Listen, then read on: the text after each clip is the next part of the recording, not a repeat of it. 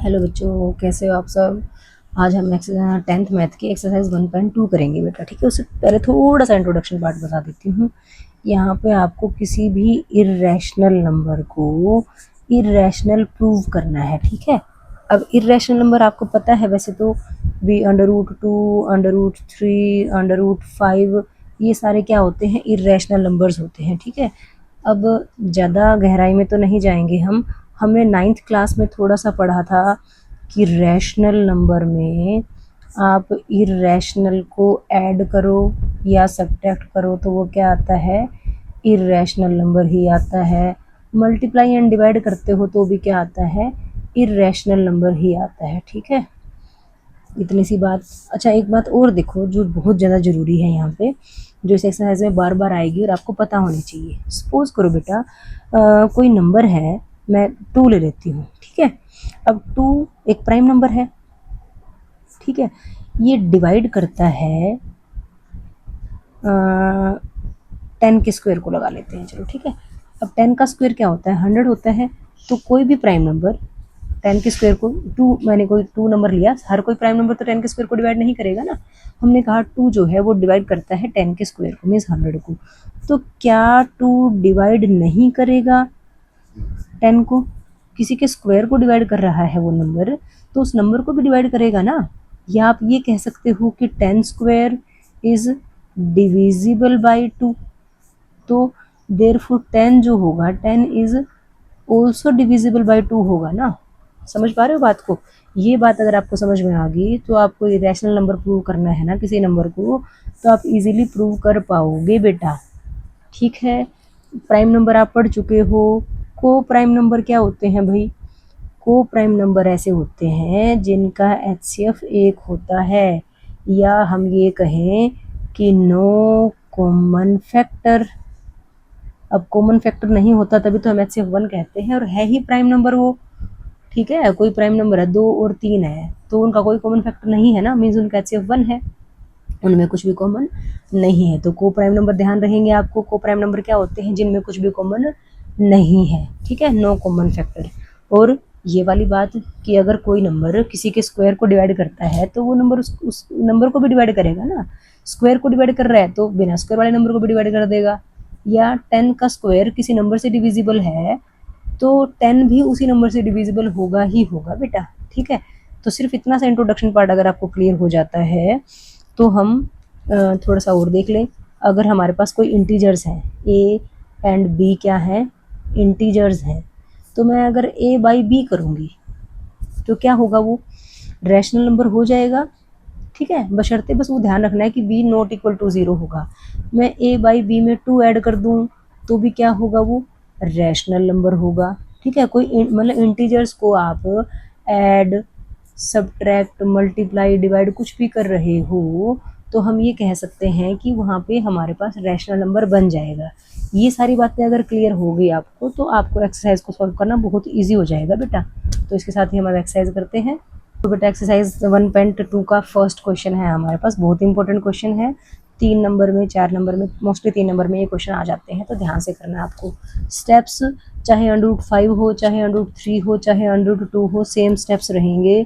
आप इसमें ये मान सकते हो कि इसमें आप रट्टा मार सकते हो बेटा। ठीक है, जैसे आप साइंस में, एसएसटी में, हिंदी में, इंग्लिश में कहीं जगह रट्टे मारते हो ना, मैथ में तो बहुत कम रट्टे चलते हैं, लेकिन यहाँ पे आप ये मान सकते हो कि यहाँ पे आपको रट्टा मारना पड़ेगा स्टेप्स का।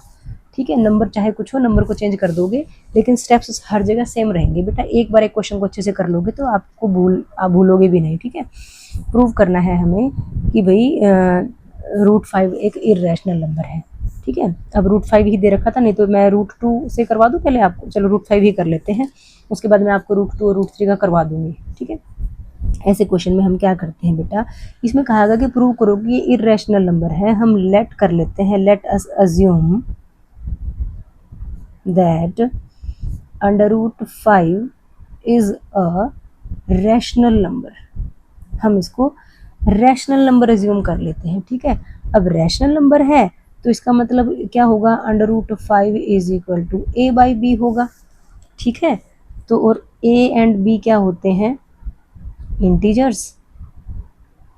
B is not equal to 0। Rational number की तो कंडीशन ये होती है कि भाई इंटीजर्स होते हैं ए बाई बी और b is not equal to 0 है। लेकिन हमें यहाँ पे एक चीज़ और ध्यान रखनी है, जो हमने a और b लिए हैं, ठीक है, and a, b are co primes. अभी हम को प्राइम्स की बात करके आए थे ना इंट्रोडक्शन पार्ट में कि इनमें कुछ भी कॉमन नहीं है, इनका कोई भी कॉमन फैक्टर नहीं है। इनका कॉमन फैक्टर क्या है? सिर्फ एक है। सिर्फ ये बात अगर लिख दी तो आधा क्वेश्चन हमारा सॉल्व हो जाता है। आगे बात समझ में आ गई? हमने इसको रैशनल नंबर सपोज किया, रैशनल है तो a बाई बी की फॉर्म में होगा, और रैशनल नंबर में क्या होते हैं? दोनों नंबर्स इंटीजर्स होते हैं और नीचे वाला नंबर 0 नहीं होता। ये तो रैशनल नंबर की डेफिनेशन ही है। लेकिन हमने और क्या कहा कि a और b को प्राइम है, या कह सकते हो कि जो इनका HCF है वो क्या है? 1 है। ये आप दिमाग में रख सकते हो, या कॉमन फैक्टर जो है 1 है, इतना कह सकते हो, ठीक है। अब ये बात समझ में आ गई आपको? अब हम इनको क्या करते हैं? क्रॉस मल्टीप्लाई कर लेते हैं। इधर से √5 को हमने b से मल्टीप्लाई किया, उधर a को 1 से किया, ये आ गया, ठीक है। √5 into a, √5 into b, a into 1, ठीक है। अब क्या करना है हमें? जैसे ही हमारे पास a की वैल्यू आई, हम स्क्वायर कर देंगे बोथ साइड्स, दोनों तरफ वर्ग कर देते हैं, दोनों तरफ स्क्वायर कर देते हैं। अब दोनों तरफ स्क्वायर करोगे तो देखो कितना आएगा? √5 का स्क्वायर किया तो 5 आ गया, b का किया तो b स्क्वायर आ गया, और यहाँ से a का किया तो a स्क्वायर आ गया बेटा, ठीक है। बात समझ में आ गई? अब यहाँ पे हमारे पास क्या आया? a स्क्वायर हमारे पास आया 5 into b square. a square हमारे पास क्या आया? 5 into b square, means a square जो है वो 5 से डिवाइड होगा। समझ रहे हो बात को? मैंने कहा 5 का स्क्वायर, 5 का तो नहीं कहेंगे, 15 का स्क्वायर कर लेते हैं, तो वो 3 इंटू समथिंग है, 3 इंटू बी है, तो 15 का स्क्वायर जो है वो 3 से डिवाइड होगा ना। तो यहाँ पे भी वही कह रहे हैं, a स्क्वायर जो है 5 से डिवाइड होगा, ठीक है। यही बात हम पीछे इंट्रोडक्शन पार्ट में करके आए थे। तो यहाँ से आप क्या कह सकते हो कि जो 5 है वो डिवाइड्स, पूरा लिख लो, डिवाइड्स a स्क्वायर। अगर 5 a स्क्वायर को डिवाइड करता है तो 5 ऑल्सो डिवाइड्स a, 5 जो है a को भी डिवाइड करेगा, या 5, समझ में आ गई बात? 5 a स्क्वायर जो है 5 इंटू बी स्क्वायर है, तो हम ये कह सकते हैं कि 5 जो है वो a स्क्वायर को डिवाइड करेगा। या आप ये कह सकते हो कि 5 is a factor of a square. 5 अगर a स्क्वायर का फैक्टर है तो therefore 5 is also a factor of a। अगर 5 a स्क्वायर का फैक्टर है तो 5 a का भी फैक्टर बनेगा। बताओ बनेगा कि नहीं बनेगा? क्योंकि 5 into b square a square के बराबर है, तो a स्क्वायर के नंबर के अंदर 5 एक फैक्टर तो है ना। अगर a स्क्वायर का फैक्टर 5 है तो a का फैक्टर भी 5 होगा। अगर अब देखो 5 जो है a का फैक्टर है, तो देयरफॉर हम ये कह सकते हैं a is equal to 5 into something होगा, 5 इंटू सी कर लेते हैं, ठीक है। For some integer c. बात को ध्यान से समझो बेटा, ये वाली लाइन आप लिखो ना लिखो, मेरे हिसाब से तो आपको जो मैंने यहाँ लिखा है ना, ये लिखो। आपकी बुक में ऐसा लिखा होता है, लेकिन एक्चुअल में अगर आप यहाँ से करोगे तो आपको ज़्यादा अच्छे से समझ में आएगा। हमने कहा a स्क्वायर जो है 5 इंटू किसी नंबर के साथ मल्टीप्लिकेशन है, तो a स्क्वायर का एक फैक्टर तो 5 है ना, और एक ये b स्क्वायर, b स्क्वायर के आगे कोई फैक्टर बन रहे होंगे, तो a स्क्वायर का फैक्टर है 5। अगर a स्क्वायर का फैक्टर 5 है तो a का फैक्टर भी 5 होगा ही होगा। और अब a का फैक्टर 5 है तो a जो है वो भी तो 5 इंटू समथिंग होगा ना, वहाँ पे c कोई इंटीजर हो सकता है, ठीक है। अब यहाँ पे भी a की वैल्यू आ गई, वहाँ पे भी a की वैल्यू आती है। जैसे ही a की वैल्यू आती है हम कर देते हैं squaring both sides, squaring both sides. यहाँ भी स्क्वायर करो, a का स्क्वायर करा तो a स्क्वायर आ गया, 5 का स्क्वायर किया तो 25 आ गया, और c का किया तो c स्क्वायर आ गया, ठीक है बेटा। अब ये a स्क्वायर की वैल्यू हमारे पास यहाँ भी थी, इसको आप इक्वेशन नंबर 1 कर दो, तो आप ये कहोगे फ्रॉम इक्वेशन 1 a स्क्वायर की वैल्यू क्या थी? 5b स्क्वायर, ठीक है, इज इक्वल टू क्या है हमारे पास? 25c स्क्वायर, ठीक है बच्चों। यहाँ से b स्क्वायर की वैल्यू निकालो, 5 यहाँ जाके डिवाइड में चला जाएगा, ये बना भी 5c स्क्वायर। क्या आ गया? b square is equal to 5c square. अब यहाँ पे ध्यान से देखो, b स्क्वायर की वैल्यू क्या है? 5 इंटू सी स्क्वायर है, तो मतलब हम ये कह सकते हैं कि 5 is a factor of b square. क्योंकि बी स्क्वायर की वैल्यू 5 इंटू समथिंग है, तो 5 तो पक्का बी स्क्वायर का फैक्टर है ना। अगर 5 बी स्क्वायर का फैक्टर है तो 5 is also a factor of b. अगर 5 बी स्क्वायर का फैक्टर है तो बी का फैक्टर भी होगा। बात समझ में आई। अब ध्यान से देखो, शुरू से ही देख लो एक बार। हमने कहा था √5 को एक रैशनल नंबर सपोज कर लिया। प्रूव करना है इरेशनल, लेकिन हमने रैशनल सपोज कर लिया। रैशनल है तो ए बाई बी की फॉर्म में है, और ए और बी क्या है, को प्राइम है, मतलब उनका कोई भी कॉमन फैक्टर नहीं है। ठीक है, तो हमने यहाँ से ए की वैल्यू निकाल दी क्रॉस मल्टीप्लाई करके, √5b इक्वल्स ए। जैसे ही ए की वैल्यू आई हमने इसको स्क्वायर कर दिया, दोनों तरफ स्क्वायर करके हमारे पास ए स्क्वायर की वैल्यू आ गई 5 मल्टीप्लाई बी स्क्वायर। तो ए स्क्वायर की वैल्यू 5 मल्टीप्लाई बी स्क्वायर है, तो जो 5 है वो ए स्क्वायर का पक्का फैक्टर है। अगर ए स्क्वायर का फैक्टर है तो 5 का ही फैक्टर होगा बेटा।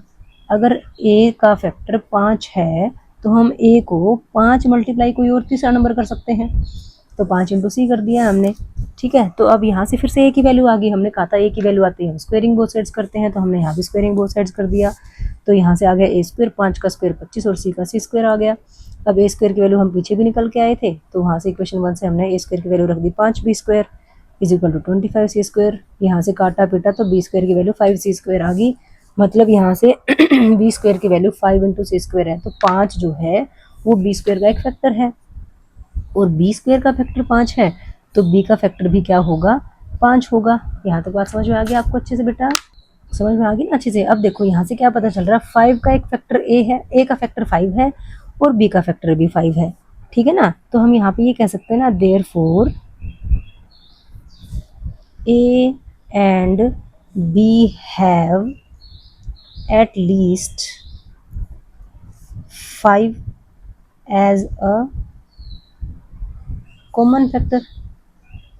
ठीक है, ए का फैक्टर भी 5 आ रहा था, बी का फैक्टर भी 5 आ गया, तो एटलीस्ट 5 तो ऐसा फैक्टर है ही है जो दोनों में कॉमन है। ठीक है, अब ये दोनों में कॉमन है तो ये तो हमारी कॉन्ट्राडिक्शन, जो हमने अज्यूम किया था उसकी कॉन्ट्राडिक्शन है, but this contradicts the fact that a and b are co prime, या कहो HCF1 कर दो।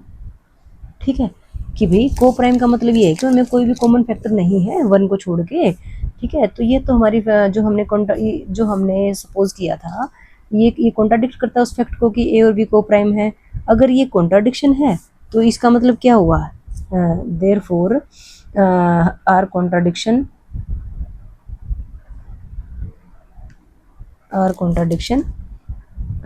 नहीं, आर कॉन्ट्राडिक्शन नहीं, आर अजम्पशन आएगा ना बेटा। आर अजम्पशन इज रॉन्ग, हमारी अजम्पशन रॉन्ग थी। Therefore √5 is an irrational number. ठीक है बेटा, ध्यान से देखो, ये बात मैं 2 बार समझा चुकी हूँ। हमें ये पता चल गया था कि 5 जो है वो ए का फैक्टर भी है और बी का फैक्टर भी है, तो इसका मतलब 5 दोनों का एक कॉमन फैक्टर तो हो गया। अगर 5 दोनों का कॉमन फैक्टर है तो हमारी जो फैक्ट था, जो अजम्पशन थी, ये उसको गलत शो कर रहा है। हमने अजम्पशन क्या की थी कि ए और बी को प्राइम है, मतलब उनका HCF1 है। यहाँ पे कम से कम 5 तो आ ही रहा है ना, तो मतलब ये क्यों हुआ गलत, क्योंकि हमने अजम्पशन गलत कर ली थी। Therefore our assumption is wrong, so √5 is an irrational number. ठीक है बच्चों, अब आपकी उसमें तो एक ही क्वेश्चन दे रखा है, मैं √2 का और बता देती हूँ बेटा आपको। ठीक है, अब ये कहे कि √2 को प्रूव करो कि ये क्या है, एक प्रूव दैट इर्रेशनल नंबर है ये। ठीक है, ताकि आपको अच्छे से कॉन्सेप्ट क्लियर हो जाए। तो हम क्या कर लेते हैं, लेट अस अज्यूम कर लेते हैं, assume that √2 is a rational number. हमने अज्यूम कर लिया √2 क्या है, एक रैशनल नंबर है, तो देयरफॉर √2 को हम क्या लिख सकते हैं, a/b लिख सकते हैं। आप a/b में a b को integers and b is not equal to 0 लिखो चाहे ना लिखो, लेकिन आपको ये बात जरूर लिखनी पड़ेगी, where a and b are co primes. ठीक है, ये बात जरूर लिखनी है बेटा। ठीक है, अब को प्राइम भी नहीं समझ में आता आपको, तो आप ये लिख सकते हो, a and b have no common factor other than 1।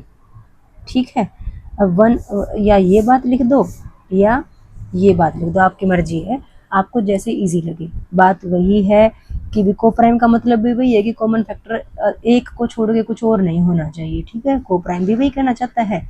Coprime से समझ ना आती हो तो ये वाली बात अपनी अपनी वाली लैंग्वेज में लिख लो, सिंपल भाषा में। आपको समझ में आना चाहिए कि हमने कहा कि ए और बी का एक के अलावा कोई और कॉमन फैक्टर नहीं होगा। अब हम क्या करते हैं, यहाँ पे क्रॉस मल्टीप्लिकेशन कर देते हैं। कैसे करोगे, √2 की बी से करी और यहाँ पे कुछ नीचे 1 है तो एक ही है। जैसे ही ए की वैल्यू आई हमने क्या कर देना है, स्क्वेयरिंग बोथ साइड्स। अब दोनों तरफ स्क्वेयर करोगे तो √2 का स्क्वेयर किया तो 2 आ गया, बी का किया तो बी स्क्वेयर और ए का किया तो ए स्क्वेयर। ए स्क्वेयर हमारे पास आ गया 2 × बी स्क्वेयर। देयरफॉर तुम ये कह सकते हो कि 2 is a factor of A square. कहीं गलती से बी स्क्वेयर का मत कर देना। अब 2 को तो मैं 5 से भी मल्टीप्लाई कर दूँ, 25 से भी मल्टीप्लाई कर दूँ तो 2 25 का फैक्टर थोड़ी है, उधर 50 है तो इसका मतलब हम ये कहेंगे ना 2 जो है 50 का फैक्टर है, 25 का थोड़ी कहेंगे। तो 2 अगर ए स्क्वेयर का फैक्टर है तो कहोगे 2 is also a factor of A. अगर ए स्क्वायर का फैक्टर है तो ए का भी फैक्टर होगा। अब अगर ए का फैक्टर है तो हम इसलिए लिख सकते हैं ए को 2 × कुछ कोई नंबर तो होगा ना, 2 × सी कर दिया। ठीक है, लिखना चाहो तो यहाँ लिख दो, नहीं तो जरूरी नहीं होता। सी इज एन इंटीजर। अब सी जो हमने लिखा है सी भी तो कोई इंटीजर होगा ना, प्लस माइनस का कोई नंबर। जैसे ही ए की वैल्यू आई हमने क्या कर देना है, स्क्वेयरिंग बोथ साइड्स कर देना है। कितना आया, ये ए स्क्वायर, 2 का स्क्वायर 4 और सी का स्क्वायर सी स्क्वायर। ए स्क्वायर की वैल्यू हम यहाँ से भी निकाल के आए थे, तो क्या कहोगे, ए स्क्वायर की वैल्यू कितनी थी, 2b square is equal to क्या है, 4c स्क्वायर। यहाँ पे साइड में लिख लो फ्रॉम 1। हमने 1 इक्वेशन से ए स्क्वायर की वैल्यू रख दी। यहाँ से बी स्क्वायर कितना आ जाएगा, 2 यहाँ जाके काट देगा इसको, ये आ गया 2c स्क्वायर। अब बी स्क्वायर की वैल्यू आ गई 2 × c स्क्वायर, मीन्स जो 2 है इज अ फैक्टर ऑफ, बताओ क्या, सी स्क्वायर, क्या नहीं, b square. 2 is a factor of b square. अगर 2 फैक्टर है बी स्क्वायर का तो 2 is also a factor of b. अब देखो ध्यान से देखना बात को, जो हम कहना चाह रहे हैं, 2 जो है फैक्टर ऑफ ए आ गया, 2 is also a factor of B आ गया। हमने क्या कहा था, A and B have no common factor other than 1। ये कह रहा है कि 2 ए का भी फैक्टर है, 2 बी का भी फैक्टर है। ठीक है ना, हम क्या कह सकते हैं कि therefore a and B have at least 2 as a common factor. अब दोनों का एक कॉमन फैक्टर 2 आ गया भाई। ठीक है, अगर ये कॉमन फैक्टर 2 आ गया तो ये क्या करता है, this contradicts our assumption. Simple इतनी भाषा में लिख दो कि ये जो है हमारी एजम्पशन को कॉन्ट्राडिक्ट करता है। ठीक है, ठीक है, ज़्यादा मत लिखो कि the assumption that they have not common factor, this contradicts our assumption। so या फिर पूरा लिखना चाहते हो तो मैं लिखवा देती हूँ, assumption that A and B have no common factor other than 1। ये तो हमारी assumption को इनकरेक्ट कर रहा है, कॉन्ट्राडिक्ट कर रहा है कि हमने तो कहा था कि कॉमन फैक्टर एक ही है, लेकिन यहाँ पे क्या आ गया, कॉमन फैक्टर 2 आ गया। ठीक है, तो इसका मतलब क्या हुआ, this contradiction has arisen because of our incorrect assumption। हमने इनकरेक्ट अजम्पशन की होगी तभी तो ये कंट्राडिक्शन आई ना। क्या अजम्पशन करी थी कि that √2 is a rational number. ये कॉन्ट्राडिक्शन क्यों आई, क्योंकि हमने गलत अजम्पशन कर ली थी। क्या गलत अजम्पशन की थी कि √2 एक रैशनल नंबर है। So we conclude that √2 is an irrational number. अब तो अच्छे समझ में आ गया बेटा। ये स्टेप हर एक क्वेश्चन में सेम रहेंगे, आपका √2 हो, √3 हो, √5 हो, मोस्टली √2, √3 और √5 ही आता है, तो सेम स्टेप्स रहेंगे बेटा। इनको आप एक बार अच्छे से पढ़ के देख लेना, लिख लो, फिर आप कभी भी भूलोगे नहीं। 2-4 बार लिख के प्रैक्टिस करोगे तो आपको वैसे ही याद हो जाएगा सारा सारा। ओके बेटा। सेकंड क्वेश्चन देखो बेटा, एक्सरसाइज का क्या कहा गया है, प्रूव करो कि 3 + 2 √5 एक इरेशनल नंबर है। अब देखो खाली √5 दे रखा है तो हम वही वाले स्टेप से करेंगे, पीछे वाले स्टेप से। और अगर इरेशनल नंबर के साथ कोई rational number addition, multiplication, subtraction, division में दे रखा है, तो हम यहाँ पे ये मान के चलते हैं कि हमें पता है कि √5 तो इरेशनल नंबर है ही। अब इस पूरे नंबर को हमें इरेशनल प्रूव करना है, तो देखो एक तो सिंपल तरीका है कि हम कह देते हैं कि रैशनल प्लस इरेशनल जो होता है इरेशनल होता है, तो इसका मतलब ये भी इरेशनल है। लेकिन वो इतना छोटा सा स्टेप ना बेटा 2 या 3 नंबर के क्वेश्चन के लिए सेटिस्फाइड नहीं है, मतलब एप्लीकेबल नहीं होगा। तो आपको इतने छोटे से लाइन के लिए आपको कोई 2 या 3 नंबर नहीं देगा। तो इसके लिए आपको क्या करना पड़ता है, कर यहाँ पे भी वही हम अज्यूम कर लेते हैं एक बार इसको, लेकिन ध्यान रखना है वो वाला पूरा स्टेप नहीं होगा जो हमने √2, √5 या √3 में करा होगा। हम यहाँ पे भी लेट अस अज्यूम कर लेते हैं, let us assume that 3 + 2 √5 is rational. ठीक है, अगर ये रैशनल है तो 3 + 2 √5 इज इक्वल टू a/b कर देते हैं। ठीक है, और a and b are co prime भी लिख लेते हैं। यहाँ पे को प्राइम की वैसे ज़्यादा जरूरत है नहीं, ठीक है, बस इतना लिख लो a b क्या है, इंटीजर्स, और b is not equal to 0। ये आपको पता है ना, ये रैशनल नंबर की डेफिनेशन है। ठीक है, तो ये ध्यान रखना है। अब यहाँ से हमें क्या करना, हमें पता है कि √5 तो इरेशनल है, इस पूरे नंबर को इरेशनल कैसे प्रूव करेंगे। हम यहाँ पे √5 को धीरे धीरे करके अकेला रख देते हैं, मतलब एक से ये मान लो कि आप √5 की वैल्यू निकाल दो। कैसे निकालोगे, 2 √5 is equal to a/b -3, plus का 3 जो था वहां जाके -3 हो गया। ठीक है, अब यहाँ पे देखो अगर मैं इसका एलसीएम लेना चाहूँ तो ये एलसीएम आ गया b, ये आ गया a -3b। हमें सिर्फ √5 निकालना है। √5 इज इक्वल टू कितना आ गया, a -3b, और जो 2 मल्टीप्लिकेशन में था वो कहाँ चला गया, डिवाइड में आ गया। ठीक है, अब ये देखो a और b इंटीजर्स थे। ठीक है, तो a -3b/2b जो होगा वो भी इंटीजर, मतलब इंटीजर थे तो उससे रैशनल नंबर बना ना।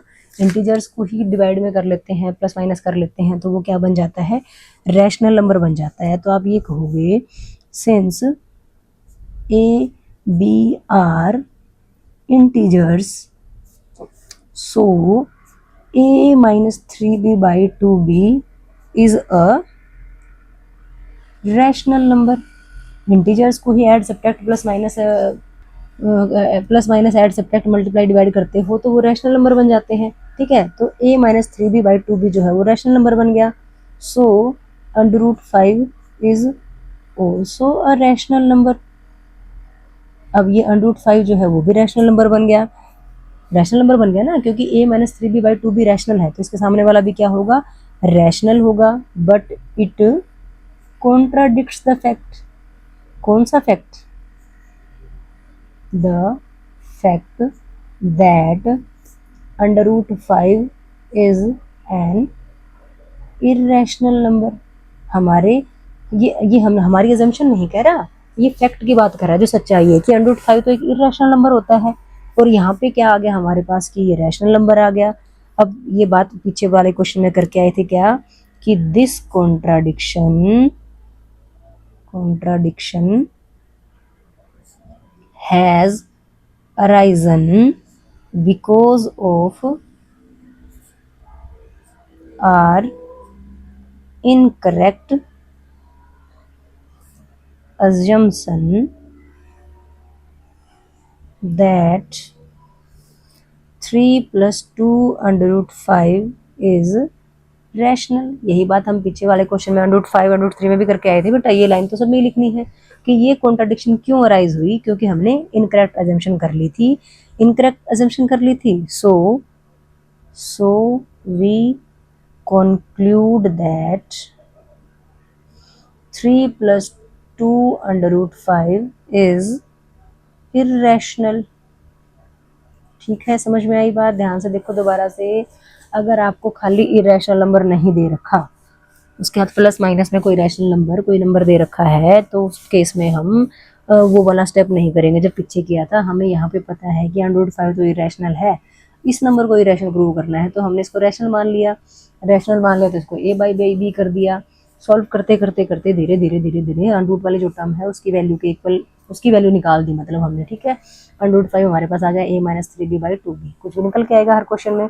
a और b इंटीजर्स थे तो a-3b/2b जो है वो एक रैशनल नंबर बन जाता है, ठीक है। इंटीजर्स को प्लस माइनस करते हो, ऐड सब्ट्रैक्ट करते हो, मल्टीप्लाई डिवाइड करते हो तो वहाँ पे रैशनल नंबर बन जाता है। रैशनल नंबर अगर है तो इसका मतलब √5 भी रैशनल है, ठीक है। और √5 तो रैशनल होता नहीं, ये तो फैक्ट है कि √5 इरेशनल होता है तो but it contradicts the fact that √5 is an irrational number. ये तो इरेशनल था, इसने रैशनल बना दिया। ये क्यों हुआ? ये contradiction has arisen because of our incorrect assumption, क्योंकि हमने अजम्पशन इनकरेक्ट कर दी थी। क्या अजम्पशन की थी कि 3 + √5 √5 एक रैशनल नंबर है। करेक्ट इनकरेक्ट थी ना assumption, so we conclude that 3 + 205 is irrational. Clear होगी बेटा बात? आई होप आपको अच्छे से। थर्ड क्वेश्चन देखो बेटा क्या कहा गया है, prove that the following are irrational. First part में दिया है 1/√2। देखो वैसे तो सॉल्व करना होता है हमें, तो हम यहाँ पे 1/√2 है तो इसको हम फैक्टर वो कर लेते हैं बेटा, रैशनलाइज कर लेते हैं, हर का प्रमेयकरण कर लेते हैं। लेकिन कोई दिक्कत नहीं, हमें तो यहाँ पे इरेशनल ही प्रूव करना है तो हम लेट कर लेते हैं। Let us assume that 1/√2 is a rational number, therefore 1/√2 is equal to a/b होगा। a b इंटीजर्स हैं and b is not equal to 0। यहाँ पे को प्राइम लिखने की जरूरत नहीं, क्रॉस मल्टीप्लिकेशन कर दो, या यहाँ पे मैंने क्या कहा था आपको, √2 की वैल्यू निकाल दो। हमें यहाँ पे पता है √2 तो इरेशनल है लेकिन 1/√2 का नहीं पता, तो देखो या रेसिप्रोकल कर दो या √2 की वैल्यू यहाँ से क्या आ जाएगी, b/a आ जाएगी। आएगी कि नहीं आएगी? इसको उल्टा किया तो इसको भी उल्टा कर दिया, ठीक है। तो यहाँ पे b/a is a rational number. b/a तो रैशनल नंबर है, क्यों है? क्योंकि a b क्या थे हमारे पास, इंटीजर्स थे। जब a/b रैशनल नंबर है तो b/a तो रैशनल नंबर होगा ही होगा, ठीक है। बात समझ में आई ये बात? So is √2। अगर ये रैशनल है तो या सो करके सो √2 इज ऑल्सो रैशनल। √2 भी रैशनल है लेकिन √2 रैशनल तो है ही नहीं, but this contradicts the fact that √2 is irrational. अब क्योंकि √2 तो इरेशनल होता है, यहाँ तो ये फैक्ट कॉन्ट्राडिक्ट हो गया, ठीक है। ये कॉन्ट्राडिक्ट क्यों हुआ? This contradiction has arisen due to our incorrect assumption. ये ऐसा क्यों हुआ? हमने इनकरेक्ट अजम्पशन की थी। क्या की थी assumption? That 1/√2 is a rational number, ठीक है। So we conclude that 1/√2 is irrational। अच्छे से समझ में आ गई होगी आपको बात। अब अगर आपको ये स्टेप्स अच्छे से समझ में आ गए हो बेटा तो सिर्फ मैं आपको अभी यहाँ पे बोल के बताऊंगी, आप खुद लिखोगे। हमने एज्यूम कर लेना है कि क्या है, ये रैशनल नंबर है। रैशनल नंबर है तो ये a/b लिखेंगे। यहाँ से हमने क्या करना है, √5 की वैल्यू निकाल देनी। √5 की वैल्यू क्या निकलेगी, a/7b। अब जो a/7b है, a/7b क्या है हमारा, रैशनल नंबर है। अगर ये रैशनल है तो आपका √5 भी क्या हो गया, रैशनल नंबर। लेकिन ये तो कॉन्ट्राडिक्ट करता है हमारे फैक्ट को। फैक्ट क्या कि भाई ये तो इरेशनल नंबर होता था। तो ये contradiction has arisen due to our incorrect assumption that 7/5 is a rational number, so we conclude that 7/5 is irrational। समझ में आ गई बात? अच्छे से कर लोगे आप इसको। थर्ड क्वेश्चन में क्या कहा गया है, 6 + √2 कहा गया है। इसको भी हम अज्यूम कर लेंगे रैशनल नंबर है। रैशनल नंबर है तो ये a/b होगा। यहाँ से हमने क्या करना, सीधी सी बात है, स्क्वायर रूट जो नंबर में है जो नंबर स्क्वायर रूट के अंदर है उसको अकेला रख लो। यहाँ से आ गया a/b -7 ना -6। अब a/b -6 जो है ये तो एक रैशनल नंबर है, ठीक है। रैशनल नंबर में कुछ भी ऐड सब्ट्रैक्ट करेंगे तो रैशनल ही आएगा ना। ये रैशनल है तो इसका मतलब √2 भी रैशनल, लेकिन √2 तो रैशनल नहीं होता, इरेशनल होता है। तो इसका मतलब हमने कॉन्ट्राडिक्शन जो हमने अजम्पशन करी थी वो गलत होगी ना, गलत होगी। तो इसका मतलब हमारा 6 + √2 क्या है, एक रैशनल नंबर है। ठीक है बेटा, समझ में आ गई अच्छे से बात। तो बस इसके साथ ही हमारा ये चैप्टर कंप्लीट हो जाता है बेटा। अगर आपको ये वीडियो थोड़ी सी भी अच्छी लगी हो तो प्लीज़ मेरे चैनल को लाइक शेयर और सब्सक्राइब कीजिएगा। Thank you very much.